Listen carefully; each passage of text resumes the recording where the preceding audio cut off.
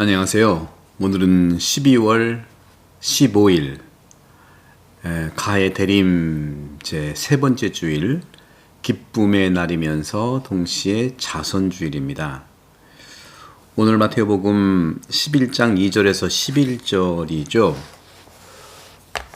그런데 이 기쁨의 주일, 기쁨이란 어떤 걸까요? 어떤 기쁨, 최상의 기쁨이 어떤 거죠? 물론 다가오는 성탄절이 기쁨인데 바로 그 기쁨이라고 하는 것은 우리가 성탄을 어떻게 준비하느냐. 그런데 그 기쁨의 기초가 있어야 되는데 그 기쁨의 기초는 절제에서 나타나는 거라고 생각합니다. 절제는 무조건 우리를 자제하고 또는 아무것도 하지 않는 것이 절제가 아니고 바로 기쁨을 살아가기 위해서는 절제한 그 사랑의 가치들을 이웃들과 나누는 것이 기쁨 아니겠습니까? 그래서 저희 본당도 어제 13일에 우리 초동부, 중고동부 어린이들과 함께 기쁨의 날 잔치를 했어요. 같이 도네이션 받고 또 같이 퀴즈도 하고 놀이도 하고 또 우리 할 수 있는 것 어려운 이웃들에게 도네이션도 하고요. 전 오늘 이 복음을 통해서 묵상하고 싶은 것은 오늘 요한이 감옥에 갇혔을 때입니다. 세례자 감옥에 갇혔을 때인데 예수님께 대한 일을 주님이 하시는 일을 감옥에서 전해 듣고 제자들을 보내서 오실 분이 선생님이십니까? 아니면 저희가 다른 분을 기다려야 합니까? 하고 물었습니다. 여기서는 그 주님을 불신하고 의심해서가 아니죠. 이것은 더 정확하게 우리가 이제 알 수 있는 것은 훌륭한 우리 성인 토마스 아퀴나스도 이 예수님에 대한 세례자 요한의 이 질문들, 이 질문을 어떻게 생각을 했냐면 요한에게 의심을 하는 것이 아니라 바로 제자들을 위한 교육이었어요. 직접 예수님께 제자들을 보내서 예수님께 참교육을 받게 하려는 목적이라는 것이죠.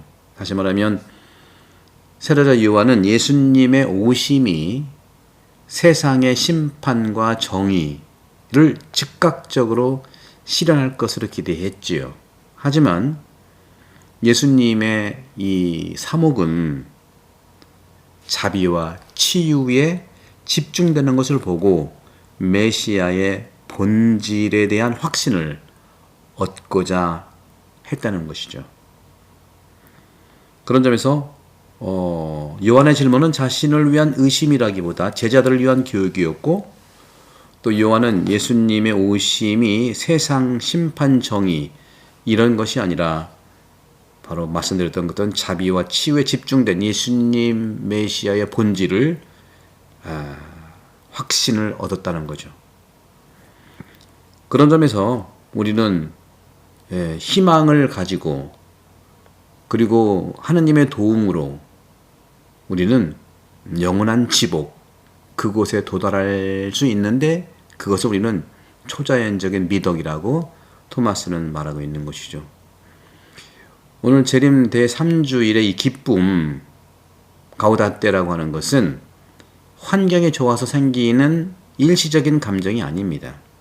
이 기쁨은 어떤 시련과 의심 속에서도 우리의 궁극 목적이 하느님 안에서의 구원이라는 이런 확실한 희망에서 온다는 것이죠. 그런 점에서 예수님께서는 요한에게 제자들을 통해서 이렇게 말했어요. 그러니까 요한의 제자들한테 얘기한 거죠. 예수님이 너희가 듣고 보는 대로 요한에게 가서 알려라. 저는 여기서 이 예수님이 말씀하셨던 것이 오늘날 우리에게도 절실하다는 말씀을 드리고 싶어요. 저희가 다른 분을 기다려야 합니까? 하고 세례자 요한의 제자가 물으니까 예수님은 그래 나다. 내가 기다리던 메시아다. 그렇게 말씀하지 않고요. 요한에게 가서 제자들이죠. 너희가 보고 듣는 것을 전하여라 하고 11장 4절에 얘기하고 있어요. 예수님이 직접 자기 정체에 대해 얘기하면 참 좋겠지만 아무리 얘기를 해도 내 것이 안 되면 안 되는 거죠. 그건 예수님의 말이라는 거죠. 저도 항상 이런 강론을 하지만 이 강론을 여러분들이 듣는 것에서 머물지 말고 여러분 걸로 만드십시오. 여러분들이 듣고 보는 거. 다시 말하면 어떤 누구의 강론이라든가 이런 강의로 선입견과 자기 틀이 아닌 그런 강론과 강의로가 아니라 본인들이 보고 듣고 식별하고 판단할 것을 말씀하시는 거예요. 내 것이다라. 이것이 바로 성찰의 본질이에요. 보고 듣고 표현하는 것. 세 가지. 보고 듣고 표현하는 것. 예수님이 바로 세례자 요한의 제자한테 가서 이 양성 훈련을 시켜드리는 겁니다. 저희 본당에 이제 지난 10월 25일 날 공동체 하루 피정을 한 다음에 촉진팀을 29명, 거기는 사제수자 제외하고 27명이 이제 6명, 7명 될 텐데, 바로 이분들도 역시 마찬가지입니다. 교구에서 양성자들이 와서 내 것이 될 수 있도록 몇 개월 같이 동반할 거예요. 예수님 했던 걸 그대로 동반하는 거거든요. 제가 숱하게 말했지만, 또 교구에서 우리 봉사자들이 찾아와서 우리 교우들을 안내해 주는 필요가 분명히 있는 것이죠.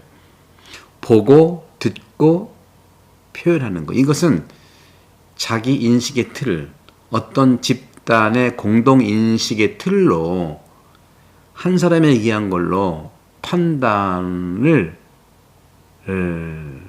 하지 말고 판단 중지하고 너의 식별로 가라는 거죠. 그런 점에서 성찰이라고 하는 것은 자세히 보고 정확하게 듣고 알맞게 표현하는 거예요. 보고 듣고 표현하는 건데 자세히 봐야 돼요. 그리고 정확하게 들어야 돼요. 그냥 건너면 안 되죠. 정확하게 들어야 돼요. 왜 예수님이 왜 마르다한테 얘기했습니까? 마리아는 발치에 앉아서 들었어요.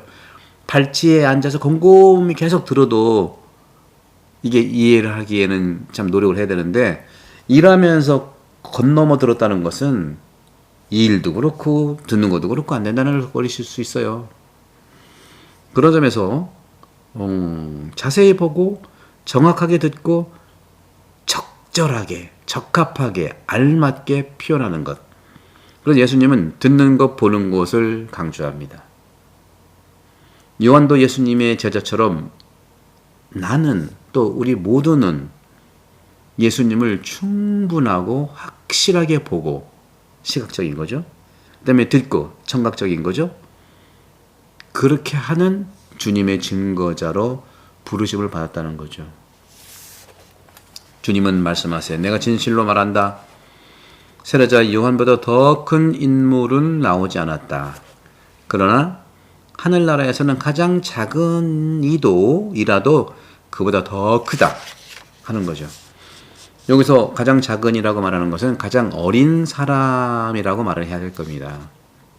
이 구절은 바로 예수님이 자기 자신을 성찰한 거라고 저는 봐요. 예수님은 작은 자로 오셨거든요.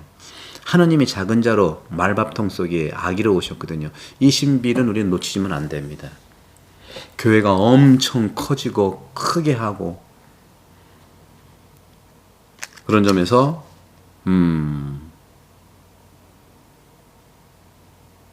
세례자 요한이 아니라 자기 스스로를 정확하게 성찰한 모습을 표현한다는 것이죠. 이처럼 성찰은 자세히 보고 정확하게 듣고 알맞게 표현하는 것인데, 바로 예수님께서 자기 자신을 정확하게 보고 자신에 대해서 정확하게 듣고 자신을 정확하게 표현하는 성찰의 금원을 말씀하신 거예요. 보고 듣고 표현하라. 그래서 세례자 요한은 예언자들 가운데 가장 위대하지만 그보다 예수 자신이 가장 작은 자라고 스스로 성찰하신 것처럼 그런 작은 나, 작은 예수와 함께 천국이 이미 온다는 겁니다. 제가 오늘 어린이 강론 때 이런 말씀을 좀 했어요. 옛날에 어떤 임금님이 있었는데 굉장히 백성들로부터 존경을 받았어요. 그래서 그 임금님 보는 게 백성들의 소원이었죠.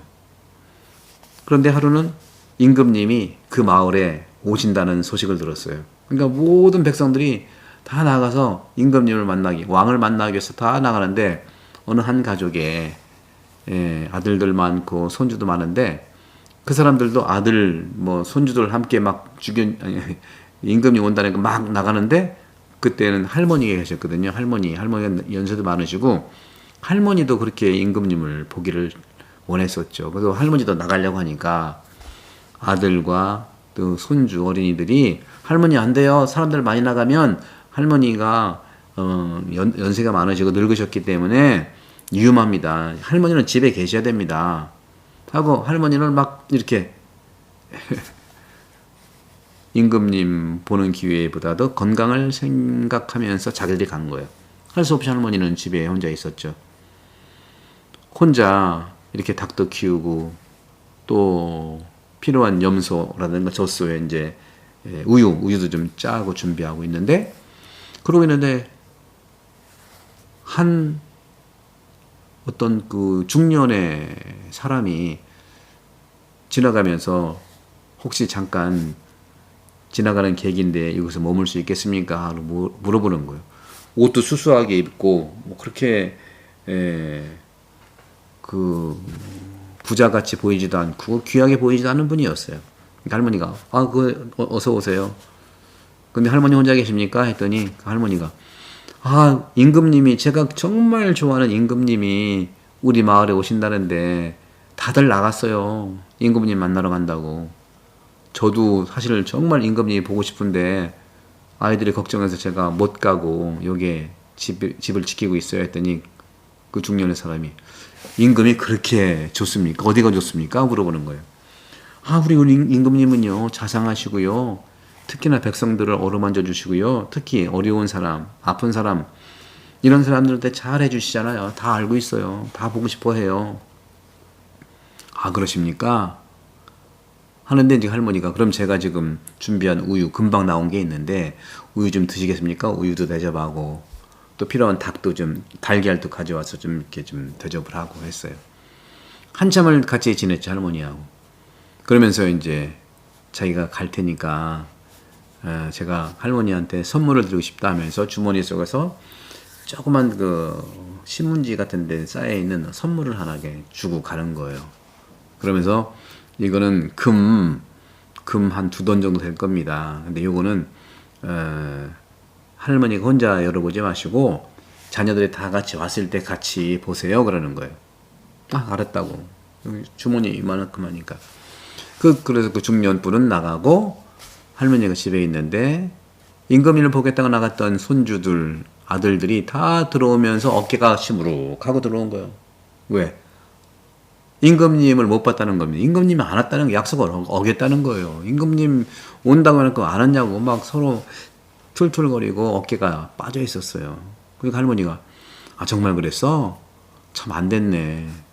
그 할머니 어떻게 혼자 잘 지내셨어요? 그러니까 나야 뭐 평소대로 달걀도 좀 키우고 우유도 좀 짜서 준비하고 있었지. 근데 어떤 중년 사람이 와가지고 나하고 1시간 동안 얘기하고 가셨어. 그럼 가시면서 선물 하나 주시면서 그 선물 아들들하고 손주들하고 같이 열어보라고 하더라구나. 그래요? 봅시다. 쭉 와가지고 선물 받은 봉지를 이렇게 열어보니까 거기에는 임금님만 줄 수 있는 금으로 된 장식품이 있었던 거예요. 할머니는 몰랐지만 그 아들, 딸, 손주들은 이거는 임금님만 줄 수 있는 임금님이 주는 보물인데요. 이게 어떻게 할머니 가지고 계셨어요? 그분은 그럼 임금님이셨네요.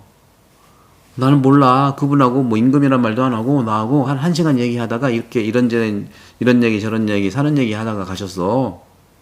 이러는 거예요. 기다렸던 임금님을 바로 할머니가 만난 겁니다. 여러분도 어떻습니까? 예수님은 우리 왕이시고 임금님이신데 떠들썩하게 많은 사람들한테 나타난 게 아니라 말밥통 구유에 조용히 오신 분이시잖아요. 아기로 오셨다는 거, 이 부분이 굉장히 중요합니다. 세상에서 작은 자로 또 살아가셨잖아요. 주님이 십자가에서 돌아가셨다는 것도 바로 그런 의미예요. 그러니까 천국에서 누가 가장 작은 자냐, 십자가에서 죽기까지 모든 일을 위해서 봉사하시고 돌아가시기를 원하시는 분, 그분이야말로 예수님이시죠. 필립비 2장 6절에 11절. 그런 점에서 오늘 11장 7절 이하에 보게 되면 예수님이 이제 다시 오시는 돌아와야 하는 엘리야가 세례자 요한이라는 결정적 선언을 하시죠. 그리고 세례자 요한에 대해서 군중 앞에서 찬사를 보내셨잖아요. 그런 점에서 요한이 엘리야라면 예수님은 누구이실까요? 임금님이시죠. 왕이시죠. 근데 말냄새와 양냄새 나는 구유 위에서 태어나실 임금님이십니다. 대림 시기를 맞이해서 사랑하는 우리 가톨릭 책방 그리고 태안본당교회 여러분, 대림민절을 잘 준비하면서 판공성사를 보고 있죠. 나는 판공성사를 통해서 예수님을 어떻게 만날까? 성찰을 하면 주님이 분명히 할머니한테 다가오신 것처럼 오실 겁니다. 하지만 실제로 이 세계와 자기 자신을 자세히 보는 사람은 많이 적은 것 같아요. 하지만 세상을 판단하고 불평불만하는 사람은 많은 것 같아요. 이를 이겨내려면 있는 그대로 보이는 대로 보는 것이 굉장히 중요하고, 세상과 자기 자신과 그리고 내 앞에 있는 상대를 있는 그대로 자세히 바라보고 그걸로 평가하지 않는 겁니다. 그런 점에서 예수님처럼 그 시선에 정확히 머무르게 하는 것, 이것이 바로 성찰이라고 말하고 있는 것이죠. 우리는 미사 때, 참회 예식 때 항상 내 탓이요 하면서 생각과 말과 행위로 죄를 많이 지었고 자주 의무를 소홀히 했다고 하잖아요.